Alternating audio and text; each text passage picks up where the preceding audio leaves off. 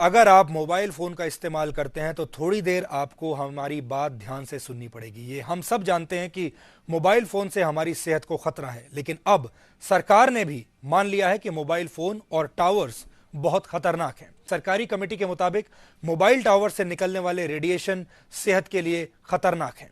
इससे आपकी याददाश्त कमजोर हो सकती है या जा भी सकती है। आपका कंसंट्रेशन कम हो सकता है, आपको नींद नहीं आने की बीमारी हो सकती है, और तो और आपको पेट संबंधी परेशानियां भी हो सकती हैं। इस सरकारी कमेटी की अगर हम माने तो बड़े बड़े शहरों से तितलियों, मधुमक्खियों और पक्षियों के गायब होने की वजह भी इन्हीं टावर से निकलने वाला रेडिएशन है।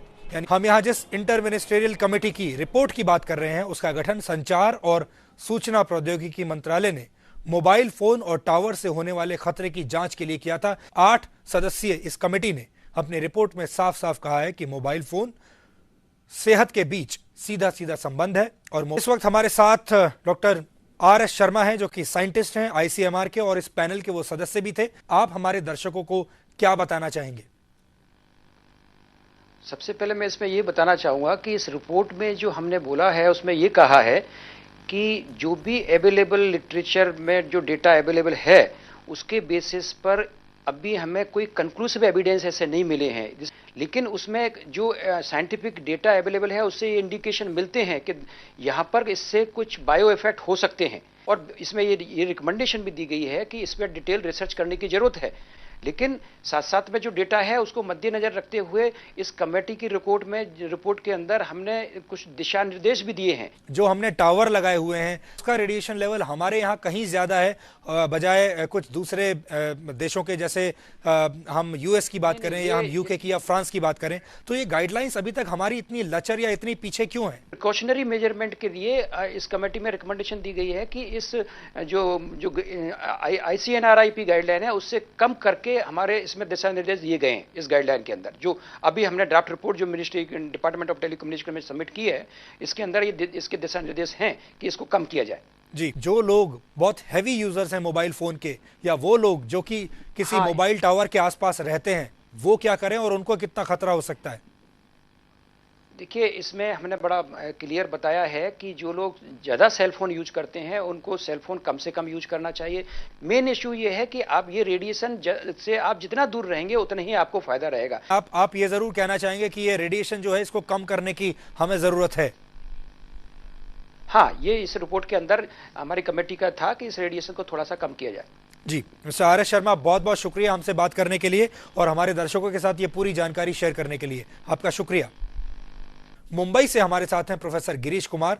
प्रोफेसर साहब, आपको याद होगा आप और हम लगातार इस कैंपेन को चलाते आए हैं। इससे पहले भी हमने बहुत सारे प्रोग्राम्स किए हैं इसी बात पर कि किस तरीके से मोबाइल की रेडिएशन पर जो है कंट्रोल करना चाहिए और कैसे ये नुकसान पहुंचा सकते हैं। अब ये जो रिपोर्ट आई है, इसके बाद आपको लगता है कि it's a good beginning? Definitely it is a good beginning, because मैंने ICNIRP की जो गाइडलाइन हम लोगों ने अडॉप्ट की हुई थी, मैंने पहले भी बताया था कि ICNIRP की जो गाइडलाइन है वो शॉर्ट टर्म एक्सपोजर के लिए है, not for 24 hours.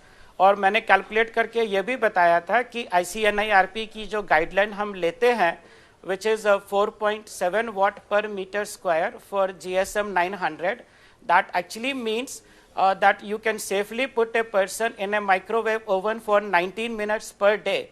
I don't think anybody would like that they should be kept in a microwave oven for 19 minutes. Nobody would like their children to be put in a microwave oven for 19 minutes per day.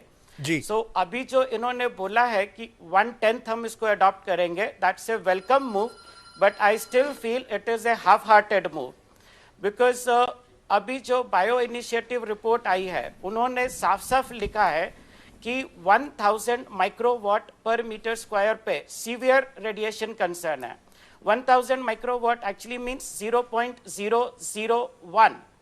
So we have currently got 9000. What we are proposing is 900 more than that. See, this is a very half-hearted approach, and I think we should immediately adopt 0.1 and move towards 0.01 in next 1 to 2 years, so that operators get enough time to do the network expansion. And many other countries are now adopting 1/100 to 1/1000 of what we have adopted. जी, ये हमारे साथ नेहा कुमार हैं, biological expert. Neha से भी हम जानना चाहेंगे mobile कैसे बुरा असर डाल सकता है, आपकी अपनी ऑब्जर्वेशंस क्या रही हैं अभी तक? सही, मैं अभी बहुत लोगों से इनफैक्ट मिल चुकी हूँ। अभी यहाँ पे इन लोगों को स्लीप डिस्टर्बेंस प्रॉब्लम हो रही है, कंसंट्रेशन प्रॉब्लम हो रही है, लेकिन जो सीवियर प्रॉब्लम है, जो कैंसर केसेस हैं, वो इतने सारे कैंसर केसेस आजकल आ रहे हैं। एंड ये सब हमने इनके वहाँ पे हम गए हैं, वहाँ पे हमने वहाँ पे मेजरमेंट भी की है और वहाँ पे उनके रेडिएशन लेवल्स बहुत हाई आए हैं और उनके टावर एकदम पास में है, उनके main beam of the house में है उनके सब, एंड उन सबको कैंसर केसेस हैं। I don't know what to do. So in that kind of cases I think I would like to ask the government that what they want to do.